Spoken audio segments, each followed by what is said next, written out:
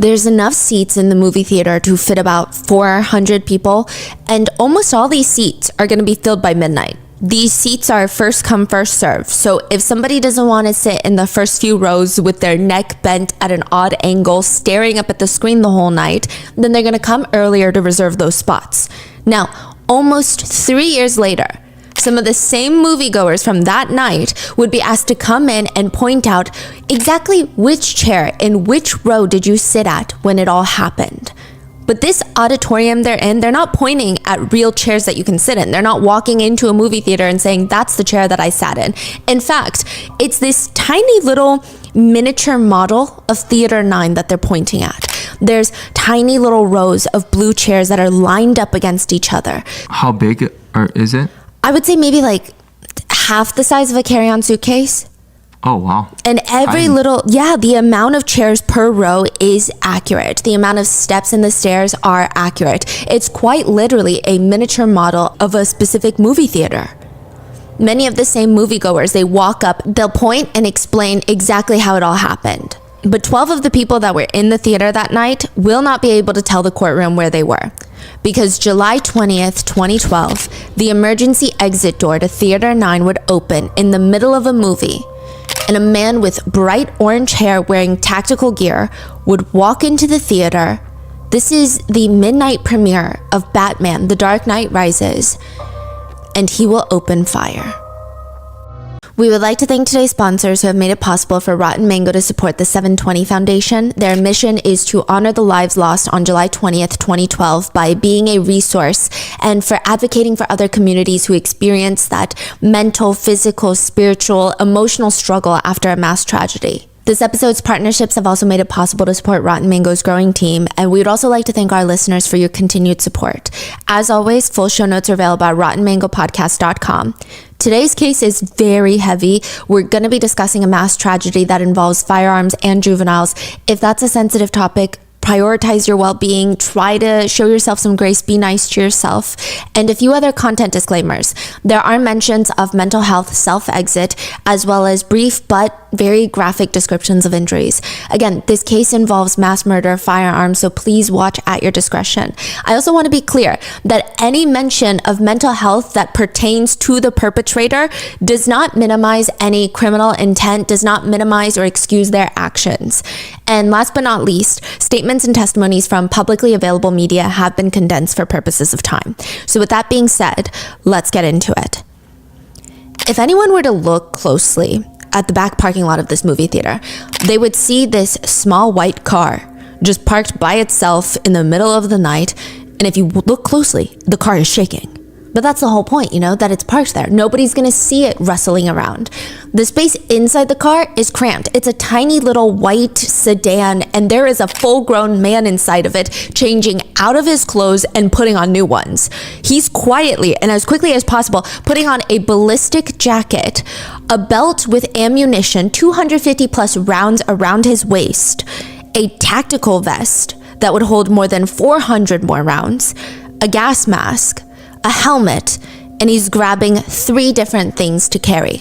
1, a shotgun, 2, a semi-automatic rifle, and 3, a pistol. Now he decides he's ready. But before he slips out of his car to complete what he calls his quote mission, he grabs his phone and he calls the University of Colorado Denver's Student Mental Health Emergency Hotline. This is 12:30 in the morning, and he's calling a university student mental health hotline. It's almost like a sick test he's playing. If someone answers, he's not going to do it.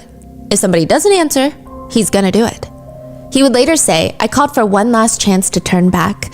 I didn't hear anything for about 10 seconds, so I hung up." Then he slips in his earbuds to play really loud techno music, rave music.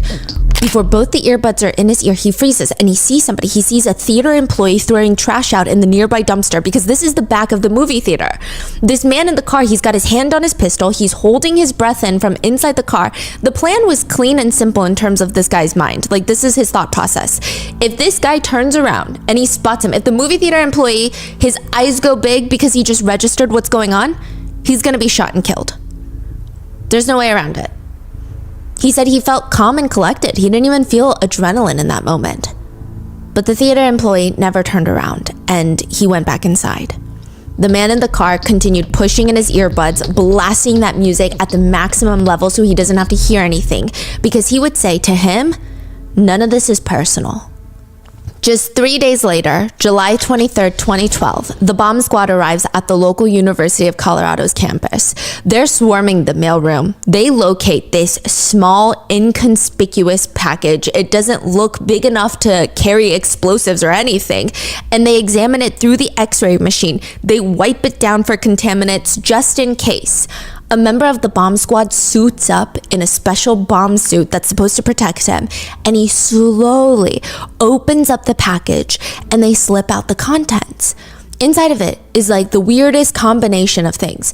A notebook, kind of like a diary, and a stack of $20 bills, $400 in total. But here's the weird thing about the $20 bills. All the edges are burnt. Like someone turned open a fire on a stove and just burnt the edges. They flip open the notebook to one of the pages and they read the scribbled writing. It says, targets, random. The cruel twists of fate are unkind to the misfortunate. Method, bombs, ? Too regulated and suspicious. Biological warfare, I'm too impatient, requires extensive knowledge, chemicals, and equipment. Serial killer, serial murder, too personal, too much evidence, easily caught, few kills. Mass killing, maximum casualties, easily performed with firearms, though a bit primitive in nature. No fear of consequences, being caught, 99% certain. Venue, airport or movie theater. Airport, substantial security, too much history with terrorism. Terrorism isn't the message. The message is, there is no message. The movie theater then. Isolated, large. What better place to case than that of an inconspicuous entertainment facility? South side of theater, optimal, 15 screens. Why would the killer that would target the Aurora Theater during The Dark Knight Rises send this package to a university psychiatrist? Wow. July 20th, 2012 is a big day, or it was a big day for Warner Bros. It is the premiering night of The Dark Knight Rises, the third installment to their trilogy where Christopher Nolan was Batman. Their second movie, The Dark Knight, broke $1 billion in box office sales, which is in the top 20 highest all-time box office movies. The Century 16 Theater in Aurora, Colorado has multiple showings that night for the premiere. Now, one of the most anticipated sold-out premieres was at 12:05 a.m. Both Theater 8 and Theater 9 are going to be showing the movie at exactly 12:05 a.m. right next to each other in tandem, just 5 minutes after midnight. Century 16 doesn't sell assigned seats though, so you purchase a ticket for a seat in the theater and that's it. The seats themselves are first come, first serve, which means by 10 p.m., the whole parking lot is just bustling with activity. 2 full hours before the movie even starts, cars are pulling up, the parking lot is packed, the attendants are standing at the Theater 9 down the hall, Theater 8 down the hall, Theater 9 down that way. Everyone's rushing in. They're trying to get the best seat in the house, which sounds miserable, but it wasn't. I don't know, maybe it has to do with the specific people or just the energy of that night or the excitement that it's a midnight premiere showing. Pretty much all the 400 seats in Theater 9 are taken. Nobody's gonna get spoiled since it's not all over social media. They're gonna be one of the first to see this movie. And adding to that, if you're coming to a midnight premiere of a movie, you're a good fan of that franchise. And so everybody has this shared common interest of this movie. It feels like pockets of families and friends coming out, but it does feel like one big community, is what a lot of people said. Because they're all really passionate about the movie. You don't go to a midnight premiere if you're just like, whatever. Yeah. There would be one person standing up every 15 minutes screaming, 1 hour left, 45 minutes left, and then people would start cheering because they're so excited for the premiere. There would be people dressed up as Batman. There's one moviegoer by the name of Sully. It was actually his 27th birthday, and he's at the theater with all of his coworkers celebrating his birthday. He is this 6'5", they call him like a huge teddy bear, that's what they said, and there's just a lot going on. It's his 27th birthday. It's 2 days away from his first wedding anniversary with his newlywed wife. He had brought this Batman hat to wear during the premiere, and he saw this little boy who really wanted it, so he gave it to him. That's kind of the energy that night. Even during the Superman trailer, one of the guys in the audience would get up and he's wearing a Superman shirt and he would strike a little Superman pose and everybody's laughing. Everybody's just having fun during the previews until the screen goes completely black. All the lights dim and it's so dark that you can't really see anything but the screen, and you know the movie's about to start. The audience naturally gets very quiet. All you can really hear are maybe some straws making that squeaking noise up and down. There's candy wrappers crinkling and people chewing on popcorn, but everybody is being respectful now that it's time for the movie. I mean, this is what most of the moviegoers have waited 2 hours for. At 1:27 a.m., a netizen in Denver, Colorado is listening to the police scanner, and he hears the Aurora police say through the radio, because anyone can listen to it, and they say, "Bring as much crime scene tape as you can." The police scanners had been going crazy the whole night. 3:15 and 3:14 for a shooting at Century Theaters. These are actual, what they literally said on the scanners. They're saying somebody is shooting in the auditorium. There's at least one person that's been shot, but they're saying hundreds of people are running around. 2 minutes later, an officer at the scene radios. 453, I have a party shot here. I need rescue. Another person outside shot in the leg, female. We got people running out of the theater. They're shot. Then another officer. Somebody's spraying gas in here too. Another officer. Do we have gas masks available? Any units that can bring gas masks to Theater 9. Again, we need gas masks. Then another officer comes on a little more urgent. Get us some damn gas masks for Theater 9. We can't get in. We need rescue inside auditorium, multiple victims. Then another officer. Do I have permission to start taking some of these victims via car? I got a whole bunch of people shot out here, no rescue. Then a more urgent voice. I've got a child victim. I need rescue at the back door of the Theater 9 now. Eugene was there with his fiancée Kristen and 3 of their friends. The theater was packed when they arrived, but the only available row with 5 seats right next to each other was the second row, right next to the emergency exit door. But that's fine. I mean, their necks are gonna hurt a little, but they're very excited regardless. Eugene just got off a 12-hour shift. He actually dozed off during the previews. That's how tired he was. He says, when the movie started, I kind of woke up, but I woke up not to the movie, but more like something felt wrong to me, but nothing was happening yet. I wasn't really sure what it was, and I kind of blew it off. But then he saw this figure. Someone was walking in through the exit door right next to the movie screen. At the very front, literally right next to the movie screen. The whole room is dark, but Eugene can see him a bit clearer since they're in the second row, and he said, I've never seen anyone walk in the exit door. The next thing that worried me the most was seeing the gun strapped to his shoulder. You could see the outline of the gun on the screen. Within moments, the figure pulls his arm back like he's about to throw a ball for a dog and throw something into the crowd. As it's flying over the moviegoers, some of them report hearing some sort of hissing noise, and then it explodes into a smoke. Tear gas. Another survivor says, when the hissing object was thrown, I remember there was this brief pause as soon as it hit the area of people, and then this surreal effect happened. It's like a drop of water hitting, and this wave of people just erupted away from where the object had been thrown. I was kind of puzzled at first. Another survivor said she thought it was a stink bomb. Those prank bombs that you throw that honestly should not be real, but mainly the biggest, worst thing that happens, it's a very, very bad odor. Maybe this is some teenager's version of a sick joke during the premiere. But no smell came. Instead, something explodes with this flashing light, almost like a firework. A lot of the survivors said they genuinely thought someone threw a firework inside the theater. But then someone screams out, "Poison!" Another survivor says, almost immediately it filled the entire theater. Your lungs start burning. You feel like your eyes and nose are bleeding, even though they're not. Another survivor said, I remembered feeling my throat was burning and itching. I couldn't breathe through my nose, and I felt like I couldn't breathe at all. So even though I continued to hear the gunfire, I was trying to stand up because I couldn't breathe, and I thought that would help me breathe better. But thankfully, their friend realized that they were trying to stand up, so they climbed on top of them to throw them down under the seats. There is just gunfire raining straight into the crowd. Eugene said, I didn't even know what was going on in that moment. I thought it was a prank. The next thing I know, I see red things coming out of the corner of the theater. Those little red things were little bursts of flame created by gunfire. Eugene slams into the ground, pulling his fiancée Kristen onto the floor. He said, all I was thinking, if anything, I could put myself between her and the bullets. He tells her, don't move, just stay still. Whatever you do, don't move. He starts pushing Kristen under the chairs and wedges himself between her and the shooter. The first shot Eugene takes is straight to the hip. The reflex was to lift his leg up to the pain shooting through his leg, and that's when he sees pieces of flesh fly into the air because his knee was shot.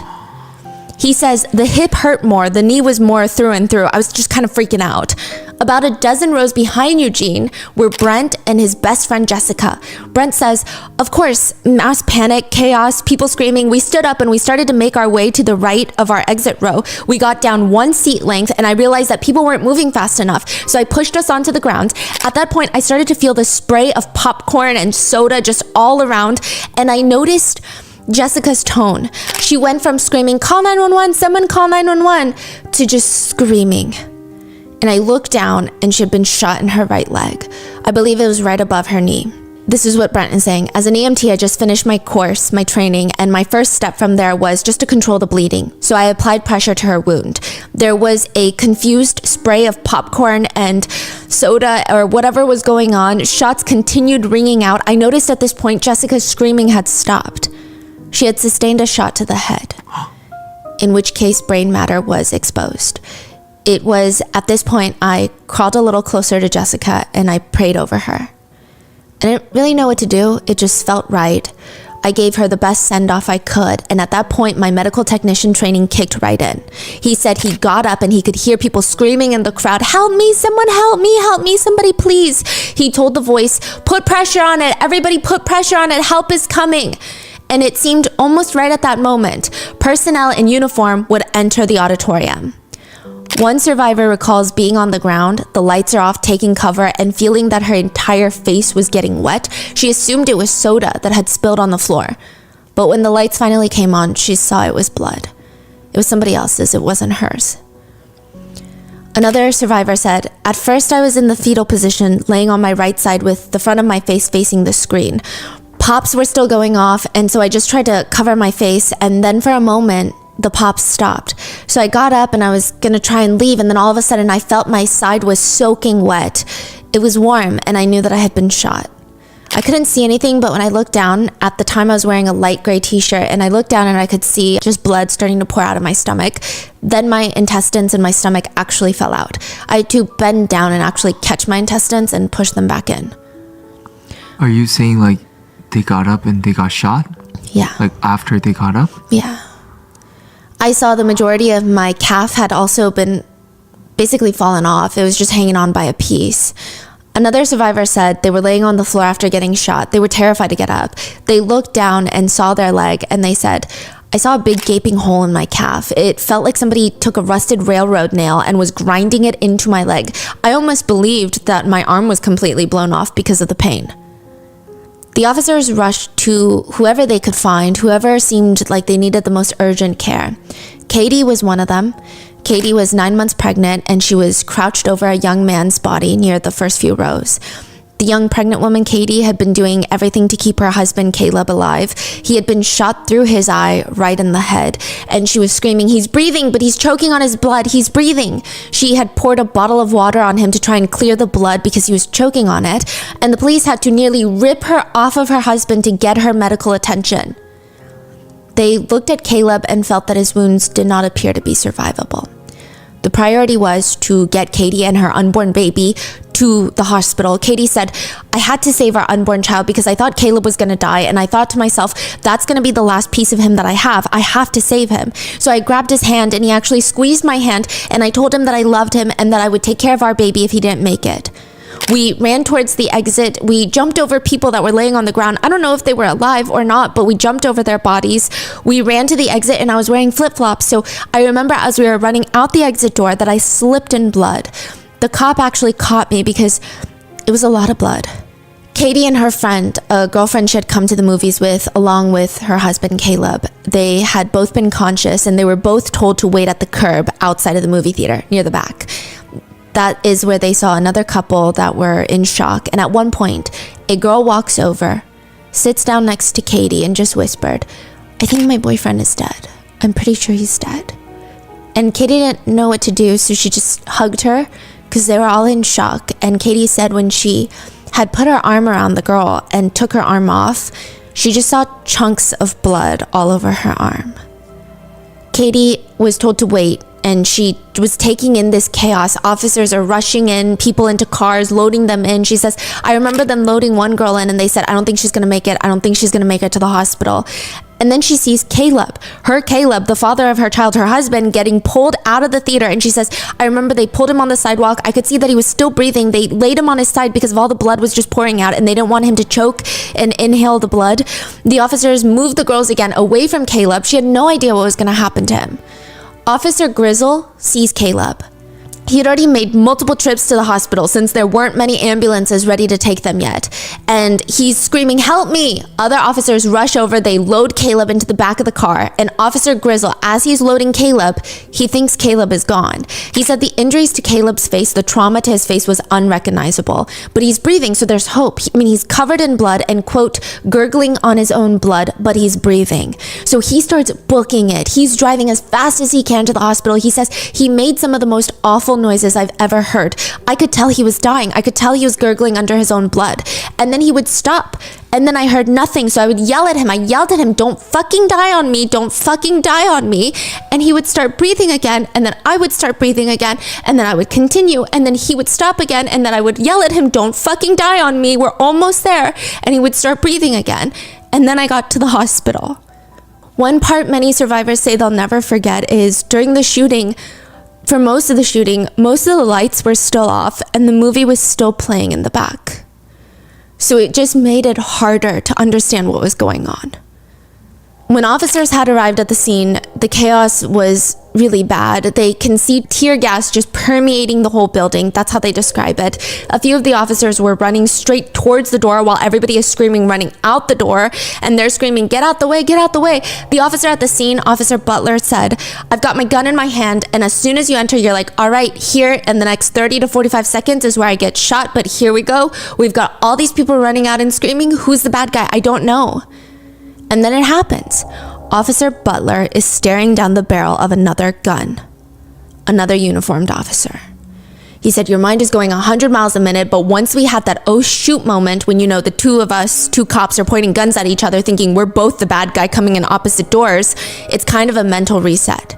So they join forces to find the shooter, but instead they run into another figure wearing tactical gear. SWAT gear. What the SWAT teams wear, the bulletproof vest, the tactical gear. Black Kevlar helmet, gas mask, standing beside a white car parked in the back of the theater. And the two officers thought, okay, it's one of their own, maybe SWAT team member. Until they realized the gas mask is not a police-issued gas mask. And then his body language, there's no sense of urgency in this man's body language. He's not rushed and on high alert like all the officers arriving. So they got outside and they just saw him standing there? Yes. Just watching? No, trying to get into his car. But he's not rushed. Oh. The figure is not an officer here to protect and save. He is the killer. They immediately arrest him, disarm him, and they said he pretty much, quote, surrendered. They had to take off all of his clothing to get rid of all the weapons he had strapped on. He smelt horrendous, they said. I don't know, that was the first thing they noticed. And his pupils were massive. They were heavily enlarged. Is there another shooter? Is there another shooter? They were screaming at him. And he just looked at them and smiled. He refused to respond. But the damage was already done. On the other side of town, Tom Sullivan gets out of bed and he works at the post office, which means every morning he gets up at 2:40 a.m. to get ready for his 4 a.m. shift. The routine is set in stone. Get up, make coffee, pack his lunch, catch up on the scores. The TV is on and he's packing his lunch, but he's not watching sports. Instead, the news is playing. He sees all the police stationed outside the theater, police lights flashing, shooting in Aurora, Colorado. He's watching the coverage for a minute until it dawns on him. His son, Sully, 27-year-old Sully, who's there celebrating his 27th birthday with his coworkers with the Batman hat, he was there that night. But Tom isn't too worried. I don't think Tom knew the exact time the premiere was. And on his way out, he just left a voicemail to his son to let him know to call his mom when he wakes up because he just knows that his wife is going to be worried sick when she wakes up and sees the news. So just give her a call, it's going to be fine. And by the way, happy birthday. So on the way to work, the situation starts escalating. He starts seeing helicopters up in the sky. Radios are non-stop, reporting increasing number of injured victims. He ends up driving by the theater to work. He likely didn't see any survivors waiting out on the sidewalk or the wounded being rushed to the hospital at this point. But he calls his son one more time because it just seems like it's getting bigger and bigger, because when he was watching the news, nobody really knew what was going on yet. There was no confirmed news. Yeah. And he leaves another voicemail. Hey, look, this looks pretty serious, pretty bad. Call me. I'm going to keep calling you every half hour until you call me because we need to know where you are. AJ is not his son, but AJ was the first to get hit by the shotgun. AJ was there with his girlfriend La, and she said, when AJ and I realized that something very bad was happening, we stood up. He grabbed my hand and we were getting ready to leave, and he turned around and he looked at me in the most shocked way, and then he hit the ground. The killer fired from various different weapons, one of them being a shotgun, which shotguns are very dangerous because the bullets, they're not just bullets. Inside of them are these little flaming hot pellets. The point is, even if you have really bad aim, you're going to do a lot of damage in the vicinity of where you shoot, because flaming hot pellets is enough to do a lot of damage and kill someone. AJ had 14 pellets in his brain. Jansen was there with her boyfriend Jonathan, and they had this cute little tradition where every time they'd go to the movies, they would get popcorn, a cherry Coke, and Sour Punch straws. That was their order every single time. But 30 minutes into the movie, Jansen said, he immediately grabbed me and said, Jansen, pushed me down under the seats in front of us and said, Jansen, we have to get down, stay down. I popped my head over the seat and said, why? He pushed me down and said, get down and stay down. I was laying flat underneath the seats and he was on my left side, so basically shielding her. Jonathan had his hands on Jansen's back and he just kept pushing her further under the seats, using his body to almost cocoon and shield her. And she said, he gave me one final push before I didn't feel his hands again. I just felt hot liquid and what felt like gravel being thrown at me, and I thought, this is the moment that I die. I was down there for maybe about 10 minutes, but it felt like a lifetime. When I finally did slide out, John was there with his eyes closed. I started shaking him and I said, John, we have to go. It's time for us to get out. Come on. He looked like an angel and he wasn't bleeding, but he was dead. By the time the police burst into Theater 9, the movie was finally cut off and stopped playing. The lights are on, and the first thing they do is they search for that child victim they received multiple 911 calls for. They get to the mom first. Ashley had thrown herself on top of her 6-year-old daughter, Veronica, to shield her. They were both shot. Ashley would be shot directly into her spine. She physically could not move since her nerves had been shot. In total, Ashley, the mom, had been shot 3 times. She could do nothing but watch the police carry Veronica's unresponsive body out of the theater. She couldn't run alongside them with her baby. She just had to watch them leave. But once the authorities, they get little Veronica out of the theater, they realize her injuries are not survivable. One of the officers laid her tiny body down because they have to continue to help those in the theater. One officer said, it was chaotic. Most of the ones I checked were dead, but I always remember that little girl. I had to step over her because I knew she was gone. It was the hardest thing I had to do. But my training, I had to save the ones that I could try and save. One of the officers who saw Veronica's body laying at the scene said, I walked in there and I thought, this child, what the hell is this child doing here? Meaning, like, why is she laying outside the theater? Not like, what is she doing at the theater? Because I've been dealing with adults. This is the first child I saw. I reached down, I saw the bullet wound. I felt for a pulse, there was none. I could tell she was dead. I've been doing this long enough. And I remember seeing Sergeant Hawkins saying, get her out of here, take her out, triage her, get her out of here, she's not staying here. Should she have stayed there? Yeah, by protocol, probably. But no child is gonna stay in that scene. It was horrific enough without having my officers step over the body of a little girl near the rear door. That's just not gonna happen. Officer Hawkins took the lead, scooped up little Veronica in his arms, and drove her in his squad car to the children's hospital, lights and sirens.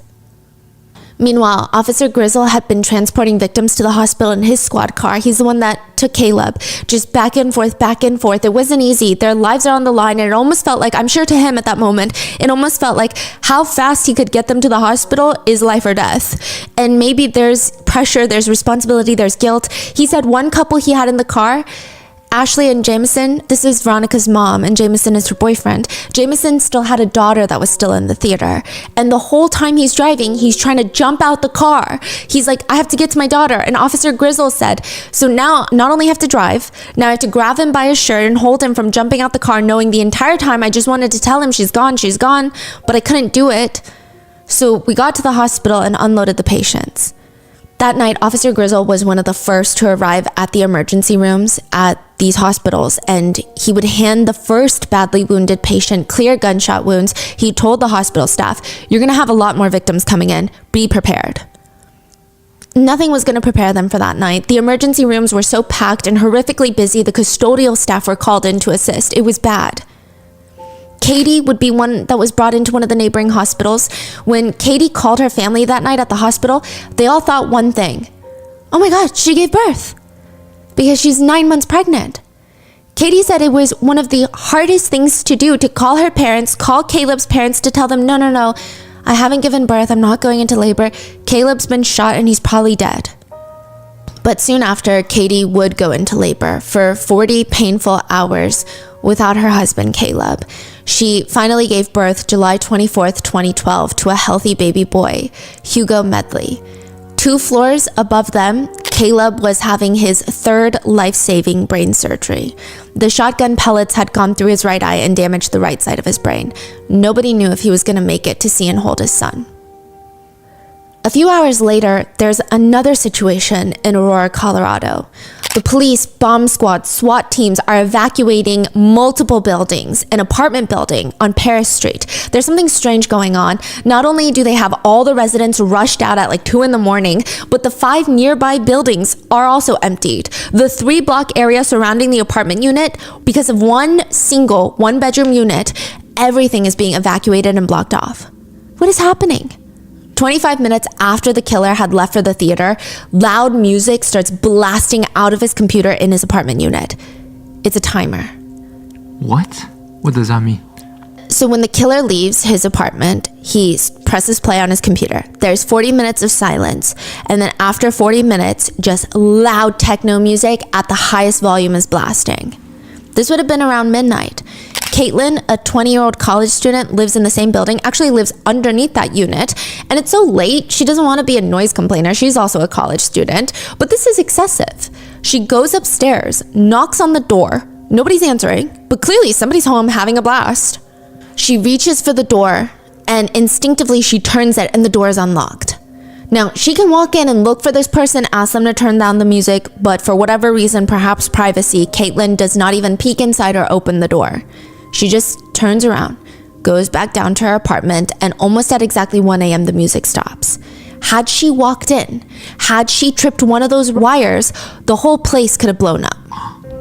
What? He wanted this as a distraction. He wanted someone to blow up that whole apartment building so all the police, all the ambulances would be at that apartment building and he would have more fatalities in the movie theater. Wow, no way. And that was, exactly what he wanted. In fact, he wanted it so much that in the parking lot of the apartment building, he had a boombox, also set on a timer. 40 minutes after he left, playing loud music in the parking lot. Now, if you were to listen to that, hear that, find the boombox, walk over, you would see 3 things. You would see the boombox, but you'd also see this weird remote control and a toy car next to it. His hope was that someone would think that the toy car is controlled by the remote control. So they'd pick up the remote control and play with the toy car. But it's not connected. That remote control is only connected to the trigger points of the explosives in his apartment. But when you see them together, you would pick it up and think, oh, this is a remote-controlled toy car. And you might want to play with it. That was his hope. Someone would play with it. Right, but nobody did? Nobody did. Someone actually did come and see, and they just took the toy car. I think it was a younger person. Wow. They did not play with the remote. Now, FBI agents, along with the police, they attach a camera to a 12-foot pole and push it inside the apartment, and the whole place is booby-trapped. One wrong step, one wrong push, one wrong move, the whole place could have blown. There's several nearly invisible tripwires connected to 1-liter plastic bottles containing unknown substances that are 1,000% explosives. The camera picks up 16 homemade bowling ball-looking objects. They have red and white wires connected to each other, just all sitting in the floor of the living room. There's 11 green soda bottles filled with gasoline and several pickle jars filled with homemade napalm, which is made of melted styrofoam and gasoline. It's very dangerous. It's very explosive. It explodes and it sticks to your skin like syrup. Inside the pickle jars are also bullets. So if the pickle jars were to explode, they would send glass along with bullets, along with burning flaming hot liquid exploding into whoever is standing nearby. There's nearly invisible fishing wire in all different entrances of the home that would trigger the detonation. To further help speed up the explosives, there's white gunpowder just sprinkled around the carpeting of the apartment, as well as 2 propane gas tanks. How did the police find out about this whole operation? He just casually told them after his arrest. I think like 1 or 2 residents called 911 to complain about the noise, but obviously there was too much going on in Aurora, Colorado. I don't think any officers let me go there. Now, the whole place was booby-trapped and he clearly wanted someone to set it off. He left his door unlocked so that someone could easily come in after hearing the loud music. And in the kitchen, the police find, between the refrigerator and the trash can, they find this poster board with a calendar. And July 20th, 2012, the date of the massacre, there is a marking, and it looks like, he calls it his logo, his symbol or whatever. It looks like someone writes the letter 1 or the number 1 and then draws an infinity sign on top of it and then encapsulates it in a circle. Yeah. And that is marked on July 20th, 2012. Now, the strange thing is, the killer actually slept in this apartment while it was wired to explode, with, I guess, no fear. I mean, what kind of person would do any of this? They have the killer in the police interrogation room and they're able to walk through his courses of actions, the steps that he took. He had parked his car in the back, nearly empty parking lot of the movie theater where the dumpsters were. He walked around to the movie theater entrance, walked in wearing very casual clothes, baggy pants, beanie, tan-colored shirt. On his way in, he even holds the door open for somebody. Nobody noticed anything strange about him because nothing was strange about him. His behavior is incredibly normal. He's not carrying a giant, big, oversized jacket in the middle of summer. He looks like every other moviegoer. His ticket is for Theater 8, but instead he walks into Theater 9. And he sits at the right side, front row, near the emergency exit. When the movie began about 30 minutes in, he gets up from his seat, pretending to take a phone call. So he's got his phone up to his ear, and a lot of moviegoers said, yeah, I saw that, and I thought, oh, he's leaving because he got a phone call that's important. He walks out the emergency exit that leads into the parking lot where his car is parked. And a lot of moviegoers remember seeing him exiting, but they didn't know that he lodged something in the door so that he could come back in through there, because exit doors typically automatically lock once they're closed. He gets into his car. He takes painkillers. He said he took the painkillers in case he was injured or shot in the process so that he could keep going through the pain. He changes into tactical gear, gathers all of his weapons, and re-enters the theater. He throws in a canister of tear gas and then opens fire. And now they have the killer. He's in the interrogation room and they're watching him. He's got this sweaty mess of badly dyed red hair. He's slumped across the desk with the detectives and his shirt is half on. At one point he's completely shirtless, but for a good portion he's got his chest and one of his arms out. And the chilling part is he's very calm. That's the first thing you notice. He's so calm. He actually appears bored, trying to find things to keep his hands busy. He's not anxious. It's not like he's fidgeting because he's so filled with anxiety. He just seems incredibly indifferent, like he is waiting for the DMV to call his name. Even when they ask him to spell his last name, which I saw people in the comments talking about how the detectives are dumb, and they very well might be. I don't know how they handle all their cases, but in this particular case, this is what they're supposed to do to show that he's coherent and sound of mind right after arrest. So they ask him for his name, they ask him for his birthday, they ask him to spell his last name, and he coldly responds like Sherlock. Like he's basically saying, that's how you spell my last name. Yeah. Could we get your name? I already gave my name. Okay, I haven't talked to anybody who has your name. If you could just tell us what your name is. It's James. James, okay. Holmes. James what? Holmes. Holmes? How you spell that, please? Like Sherlock. Okay, so Holmes? Yes. Okay. The interrogation is notably only 4 minutes long, because almost immediately after the interrogator reads him his Miranda rights, he asks for an attorney. Which is wild to think that he doesn't want to incriminate himself when he clearly wrote in his diary that now the police have in their possession because it was found in the mailroom, remember? That he mailed it to a university psychiatrist. He was detailing all of his plans. He said that he believed in something called human capital. How did they find out about this whole mailing thing? That he mailed it? Oh, he tells them. So during the interrogation, he does tell them some things. Yeah, but just like very blunt. Like, also, my apartment is like rigged. It's gonna blow. But he doesn't necessarily talk too much about the actual incident inside the theater, the crime inside the theater. Now, inside of it, he writes about human capital. He writes, the concept of worth, how much a person's time is worth, a surgeon's time is worth, more than a janitor's time, right? But life is priceless. You can take away a life and your human capital is limitless. He explains that it's more important for a killer to kill more than just one person because it increases the worth of the person doing the killing in a mathematical way. He's saying like, time is money, right? And people have currency. There's money, but there's also human capital. How many lives you take is your human capital. Every life you take, you add to your human capital. What? Okay. Yeah, the mathematical formula would be based on number of people killed, your own perceptions of what life is worth, your contribution to society in a meaningful and positive way. He states that he wants to kill because he wants to get out of his depression and increase his human capital. This is the way to do it because, quote, what is the meaning of life? What is the meaning of death? If you destroy all life, then there is no question to be asked. He admits that he hates humanity, but kind of like how one hates broccoli.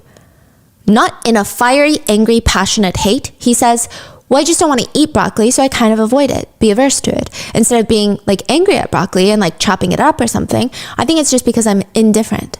It's indifferent hatred towards mankind. It's more of being averse to mankind, kind of wanting to be alone, solitary. He states that his crime was less to do with his hatred for humanity and more so he just wanted to get out of his depression by increasing his human capital.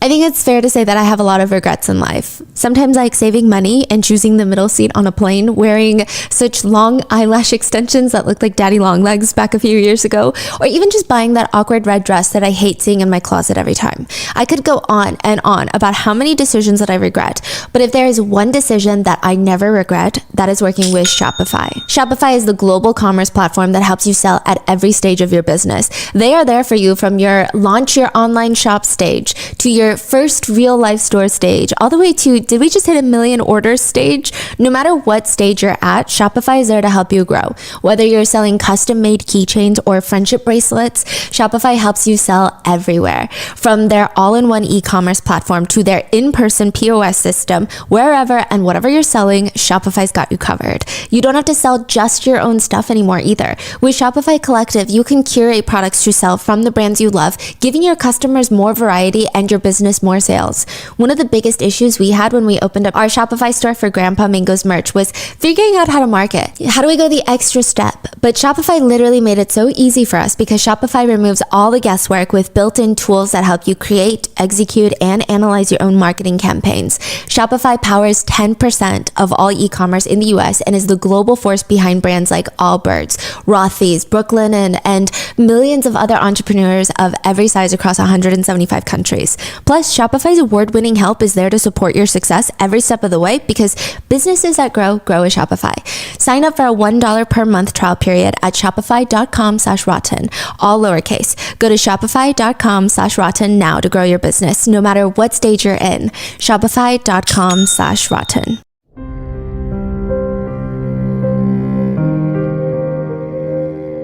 When I was in debt, there was a time where I felt like I would lose my friends. They would invite me to hang out with them by grabbing dinner or going to the movies, but I just wasn't able to go to these events because I was spending all the extra money that I had trying to ease my debt, trying to get rid of my debt. I thought as long as my debt went down that it would be okay for me to skip out on hanging out with my friends here and there. Except even though I was putting all my extra money towards my debt, it looked like my balance would never go down. It's why I wish I knew about PDS debt sooner. PDS debt strives to understand your specific scenario and can help help provide alternative solutions to becoming debt-free.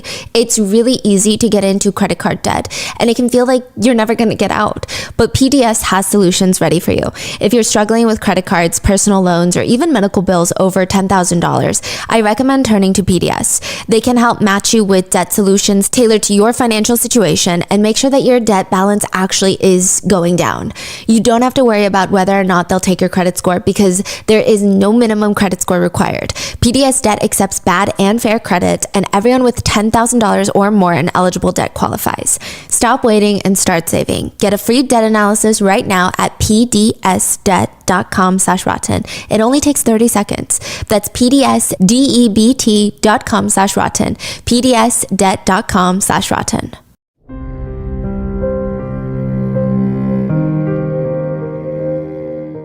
The defendant's attorneys start working on the insanity defense pretty much right off the bat, which means there's not going to be a police interrogation that people can try to better understand his motives. Instead, here's what the public finds out after his arrest. This is what they know of the defendant at the time. The defendant graduated with a bachelor's in neuroscience from the University of California, Riverside. He is now studying as a neuroscience graduate student in a very competitive neuroscience program. They take in at most 6 people per year. He is one of them. Even in the group of 6 really smart students, one of his peers said about him, in class he didn't really take notes, so that was something that made me very jealous because I was always vigorously writing notes down. It seems like he got a lot of the work done in his lab and he seemed very successful. I remember thinking, wow, he's very smart, he's very intelligent. She continues, he's kind of quiet and kept to himself. He did kind of have a quirky sense of humor. We were part of a group of scientists though, so I think that everyone's a bit odd. Maybe he was a little bit more odd than the rest of us, maybe more socially awkward. In his application to his grad school program at the University of Illinois, which he didn't end up going into, he went to the University of Colorado, Denver, he writes, I've always been fascinated by the complexities of long-lost thoughts seemingly arising out of nowhere in a stream of awareness. These fascinations likely stem from my interest in puzzles and paradoxes as an adolescent and continued through my curiosity in academic research. Researching, learning, and memory interests me because these are the very cognitive processes which enable us to acquire information and retain it. They are at the core of what distinguishes us as people. Due to the seemingly infinite vastness of indefinite knowledge, we must be selective in our pursuits of knowledge. This is why I've chosen to study the primary source of all things, our own minds. My lifelong goal is to increase the efficiency of how human beings learn and remember. Even in the academic world, his peers have described him as being socially reserved to the point of appearing disinterested and socially awkward to be around. Soon after, during the court proceedings and from people coming forward, we learn a little bit more about him. That he did have some weird conversations with his ex-girlfriend prior to the crime. But like a lot of his other friends, they all thought, yeah, it's odd, but also everyone in neuroscience is kind of odd. Like all the scientists are a little bit odd. Perhaps he's trying to be overly philosophical, or maybe he's even a pseudo-intellectual, trying to be edgy and thought-provoking for the sake of being different. That's kind of how his text messages sound. He would be having a regular conversation with his ex about their favorite cuisine types, and he would just state, I don't know how there can be cannibal tribes. You don't know how there can be cannibal tribes? Wouldn't they just eat each other until nobody is left? Haha, they only eat the weak though, survival of the fittest. Also, they eat people like you. But the defendant responds to his ex-girlfriend. Weak is relative though. As soon as you eat someone weak, the next weakest is next. And then a few days later, he would text her, what's up, buttercup? So again, insinuating it's not that alarming because it seems like he's trying to be this edgy person. Or a few weeks after that, he'd text again. How's it going? Really, really, really tired. Couldn't sleep much last night. Serial killers keeping you up? Actually, this time, yes. I was asleep for an hour and I had a serial killer dream and I couldn't sleep after that. Well, I won't let them get you. A few weeks after that, he asks his ex over text if he should sleep, play Skyrim, the game, or read. And she responds, Skyrim, slay those damn dragons. Fuck the future for once. Do what you feel like doing. It's Sunday afternoon. Well, what I feel like doing is so evil, so I can't do that. What do you feel like doing? Video games are the next best thing through escapism. Wait, what is so evil that you want to do? Kill people, of course. That's why I live in the future. By the ex's response, it's clear that she doesn't really take it seriously, which a lot of people can see why. The tone of most of his messages are always very dark, but in a sarcastic tone. Kill people, of course, kind of sounds like, duh. Yeah. It doesn't sound that serious. His ex responds, killing people is too much effort. You'll end up locked up. Most people are not worth what might happen to you because of the act. That's why you kill many people. Even then, at least personally, I'm selfish and I have too much of an idea of self-importance. Most people aren't worth jack shit. Even if you go postal, what's it worth? What do you gain? There's no way to do it and not get caught. But the only way justice can be served is by taking away your time or your life. Why do you care so much about justice? If you wait till the end of your life, then there's nothing to lose. But why would you want to kill? As in, why would you decide this is the end and kill? When you could live more, experience more things, why would those people be worth ending your life? It's the end though, no more experiences. Why? How do you get to decide that it's the end? He doesn't respond. Instead, he asks if she wants to play a game with him, like a real video game. And she just tells him that she's busy, and they end off on a very light note of like, let's catch up soon, that type of conversation. There was another classmate he was slightly interested in, which, side note, the relationship was a bit odd. Apparently, he would want to go hiking with this girl in the neuroscience program, and when they would go hiking, he wouldn't talk to her. He would just text her while walking next to her. Now, July 8th, so 12 days before the crime, he texts her, "The floodgates are open. It's in your best interest to avoid me. I'm bad news, bears." Around this time, the defendant starts seeing a university psychiatrist by the name of Dr. Fenton. This is the one who receives the package.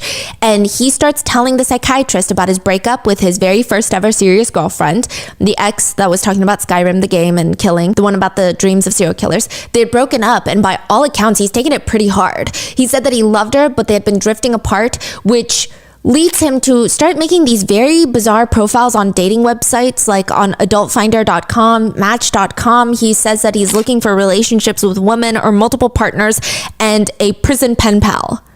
It's just weird. Nobody matches with him.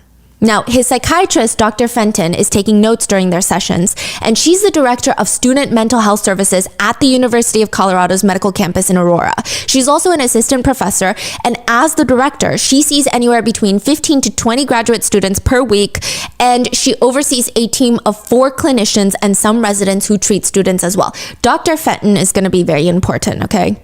The defendant was one of her patients, and it seems like he has a case of trichotillomania. It's a hair-pulling disorder that started in high school. Mainly during stressful times, exams, interviews, he would just like pull at his own hair, and that would lead to hair loss. Even if it's not visible, this is a diagnosis that people can get. It's just reoccurring, consistent pulling of one's hair. The patient said that he felt no shame in his hair pulling disorder. He didn't feel embarrassed by it, which is odd because most people do. They try to hide it. And he said that, I'm not embarrassed, but I would rather not people know because there's no reason for them to know. He does later write in his journal, "First bald spot was in 10th grade on the back of my head. When someone mentioned it, I was going bald. I switched locations. Sideburns late high school, widow's peak early college, under chin and jaw late college, most recently eyebrows and eyelashes." But the sessions weren't really about the hair pulling. They were about his feelings about his breakup and his intrusive thoughts of wanting to kill people.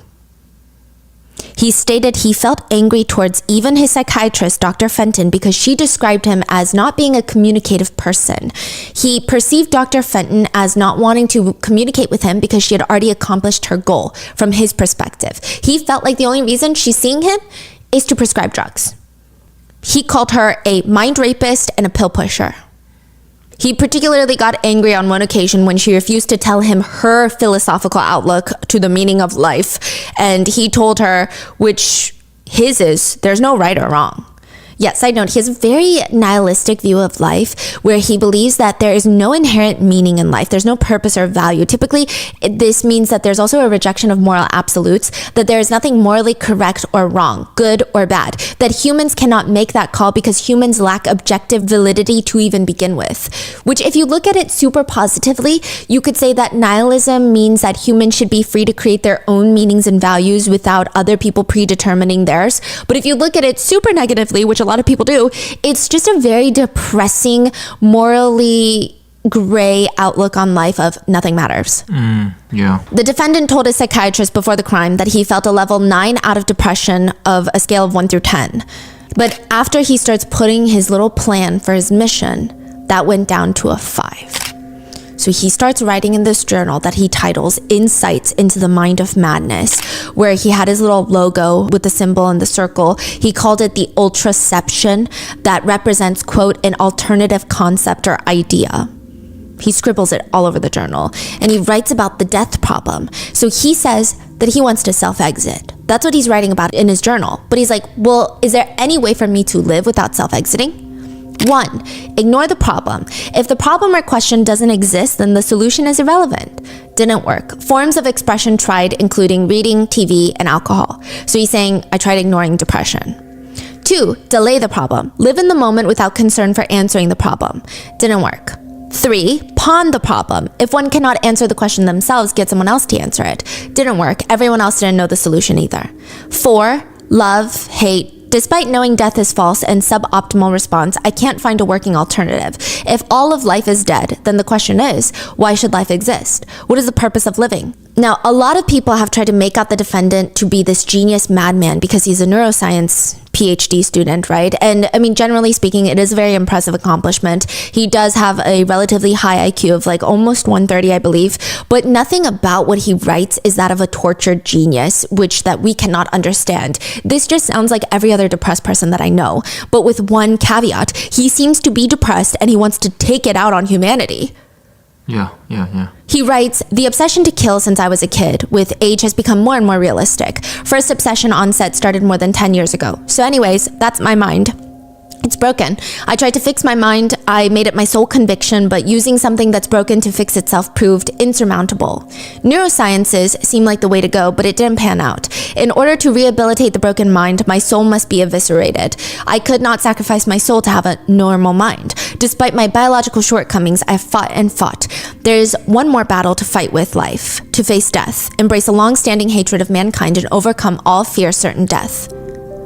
I mean, there's such a strong narcissistic trait in his notebook, the way that he writes, just everything. He also writes, nothing is easily recognized, but can it be understood? As soon as nothing is described, nothing contains features of something. Even the very symbolic encapsulation of the word nothing is a description many people view it as black or darkness, but these are things in and of themselves. Nothing. Everything suffers the paradoxical quandaries as nothing. What? What is he talking about? I think he is trying really hard to have a very unique life experience and believe that he is so far above humanity that he has these crazy thoughts that transcend regular people's thoughts and emotions. Some netizens have stated, this guy is not smart, okay? He's just a pseudo-intellectual. The next page, he writes about being insecure about his private parts that were on the smaller side when he was a teenager. And then he writes, the weak are most likely to perish in trying times. Likewise, the strong are most likely to overcome. Why do the average and strong support the weak? This is easily answered. In trying times, the weak will fall. They act as a buffer. Furthermore, when the weak die, the average and strong become weaker. So he's saying the only reason that people protect the weak is not because we have hearts and morals. It's because they are the buffer from other people getting weaker.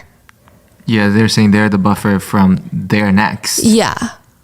It's, again, a very bizarre, grim outlook that is, again, reminiscent of pseudo-intellectual talks. Yeah. He writes, the mind is a prison of uncertainty. Trillions of cells guard it for eternity. Oh, where art thou, master key? Destroy the mind and be free. He would later say that he hates sheeple, people who behave like sheep, letting themselves be mindlessly controlled by others.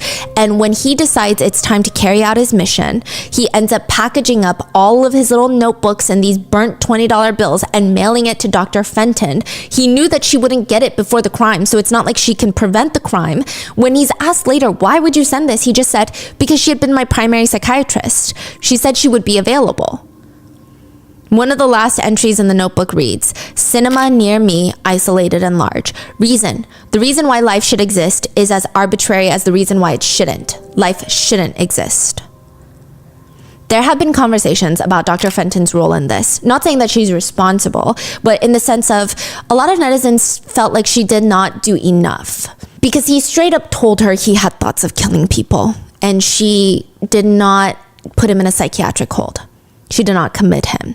He also told her about having weird shadows he saw flickering around, very reminiscent of hallucinations. Now, the other argument here is that technically she didn't have enough information to get him committed, is what she argues. I don't really know how it works. I'm sure it's a gray line. I'm sure it's not that cut and dry. I do think the things you're saying in therapy, I mean, I don't know the laws that psychiatrists abide by, but it's really alarming. Just truly so alarming. Because I don't know what more you would need to commit someone. Like, do you need them to write down and sign a sheet of paper saying that, yeah, this is my plan, contractually I'm going to do it? I don't know. So he mentioned having these thoughts, but nothing concrete. The defendant would say himself that he didn't want to tell Dr. Fenton about his exact plans because he knew that if he said anything concrete, he'd be committed. So maybe he was trying to walk this very fine line that I'm not that familiar with. So he didn't say anything concrete, but he is opening up about all the plan he had? No, so basically he would say, I want to kill people. Which I thought is enough to get someone committed, and a lot of netizens feel like that's enough too, because some netizens are saying I was committed for way less. Like, right. That's crazy, right? Right? He would say, I want to kill people, but then when asked who, he'd be like, he wouldn't answer. So she's arguing you need to have a concrete plan and a specific target. Got it. But I don't know. Right. It's so, it's a lot. So he did talk about killing people and having that come across his mind 4 to 5 times a day. He said he didn't want to talk to her about those things. He straight up told her, I don't want to tell you more, basically, because you would, quote, lock me up. Yeah. I think the part that a lot of netizens are upset about is the fact that during these interviews, apparently Dr. Fenton would ask the patient who exactly he wanted to kill, and he would again tell her again and again, I can't tell you because you would, quote, lock me up in a psychiatric hospital. So it's not that he doesn't have a plan, it's that he literally told her, I'm not going to tell you my plan. I'm not even going to tell you if I have a plan. Dr. Fenton writes that her sessions with the patient became medication management sessions because he was unwilling to open up verbally with her. She prescribed him antidepressants, very commonly known as Zoloft. It's an SSRI to ease his anxiety and obsessive thoughts. That becomes a whole other thing later because Zoloft is actually known to have symptoms of, some people have reported that they had homicidal thoughts getting on Zoloft, especially in the beginning when you're in the adjustment changes. Wow. Some people also said it made their hallucinations worse. So it's not an antipsychotic, it's an antidepressant. So people are saying, is that malpractice? Because why, if she knew his symptoms and she knew what he was saying, again, this is not me accusing her of anything, but just what has been talked about by netizens and a lot of community members. Now, she claims that she believed the homicidal thoughts were more so obsessive thoughts rather than real plans, that they were abstract and not concrete. March 19th, 4 months before the crime, a clinician under Dr. Fenton's team emails Dr. Fenton. I saw a student late Friday who I hope you would be able to see, and soon if possible. He is the most anxious guy I have seen and has symptoms of OCD, but most concerning is he has thoughts of killing people, though I do not think he is dangerous. He said he did not want to tell me everything he is experiencing as I might have to report it. The reason I think it might be best for you to see him as I think it might be best to keep him in our system. What do you think?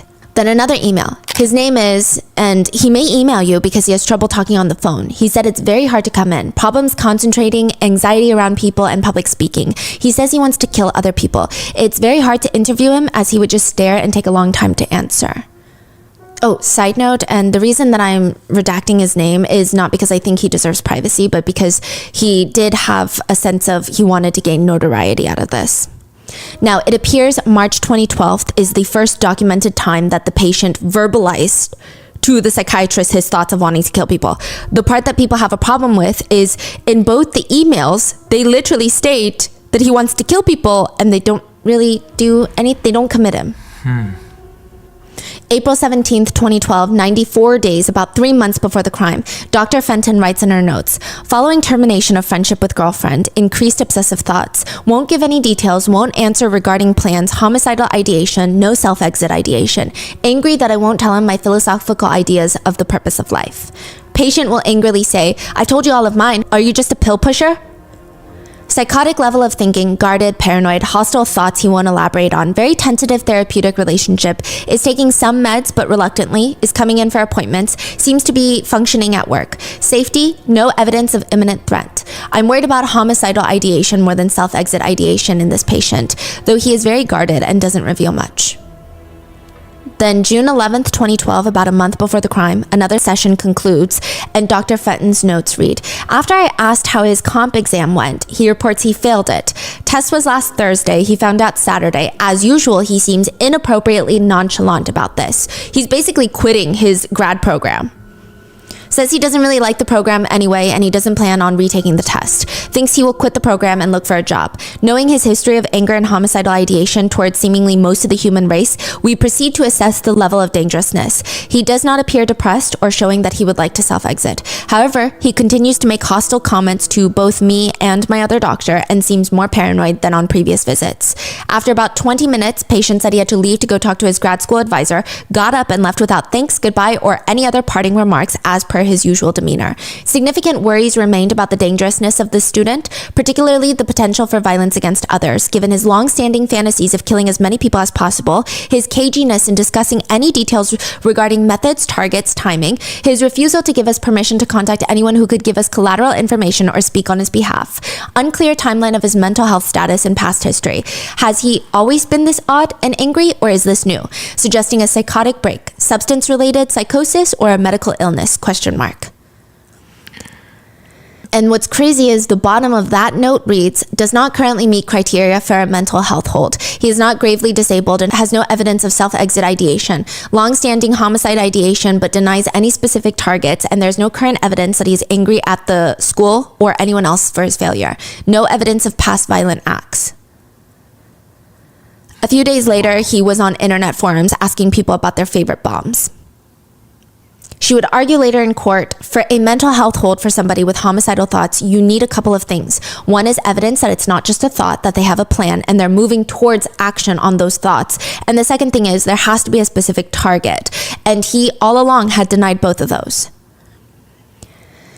Yeah. Now, many netizens felt Dr. Fenton is at fault to some degree in their opinions. I'm not making a legal personal statement here, but it got to the point where she had to wear a bulletproof vest for the trial when she testified. Her name was leaked, she was doxxed, and she received countless death threats. But then in 2022, she was ripped apart again by netizens, though not nearly as severe, because she published a book on the case titled... It was released 9 years, 364 days after the crime, the day before the 10-year mark of the tragedy. Which, more than that, she starts every chapter of her book from a Joker quote, which a lot of survivors and victims' families do not like the Joker comparison that was done by the media. On top of that, the killer himself stated he was not inspired by the Joker or anything like that. He straight up stated he chose The Dark Knight Rises for the sheer fact that he knew it was a popular franchise. He knew people were going to be there for the premiere. He just wanted a packed theater. It didn't matter if it was The Dark Knight or any other movie. He said he knew very little about the contents of the movie. He claimed he dyed his hair because the whole orange hair was a thing. People thought he dyed it to be like the Joker, right? He said he dyed it because he normally kept it brown because, quote, I wanted to differentiate myself from who I normally was because I was not my normal self. He did have a Batman mask in his house, but he claimed it was irrelevant. And I also believe that because, I mean, Batman is such a big franchise. A lot of people would just like buy it to throw on a cheap Halloween costume. You're like, okay, well, I forgot everything, right? Yeah. He does have a quote in his notebook where he writes at the very end of his plans, like, a Dark Knight Rises. But again, it could be because he already chose that because it's the premiere. Yeah.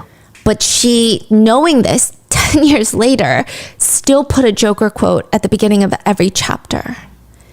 And she's not really someone that is very well accepted by survivors and victims' families. And I would say the community, because I think there are some people who have sympathy for her and how she was getting death threats and went through a lot afterwards, and she was essentially doxxed.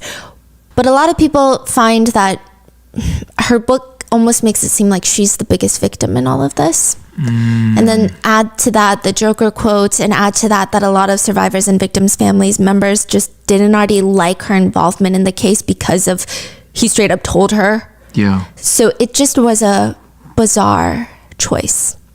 So because Dr. Fenton did not put him on a psychiatric hold, it just became a giant point of contention in the aftermath of the incident. So remember how I said the interrogation for the defendant was about 4 minutes before he lawyered up? Well, there is a 45-minute clip we have of him sitting in the interrogation room prior and after to being formally questioned, and they're just making him wait there. And it is so bizarre to watch from, I guess, like a psychological standpoint. It's a very clear indicator of just how indifferent he is about what he did. For a good chunk of it, he is shirtless. He is wearing nothing but like a black pair of undies. He's so bored, he starts tearing the plastic label off his water bottle. He starts taking apart the paper cup in front of him. And again, none of his actions look like one of anxiety. It looks like, I am so bored, I need something to do.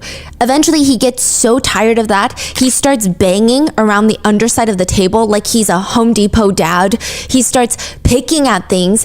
Eventually, an officer walks in asking him, hey, what are you doing? What are you doing? Removing staples? All right, is that your shirt that you're not wearing?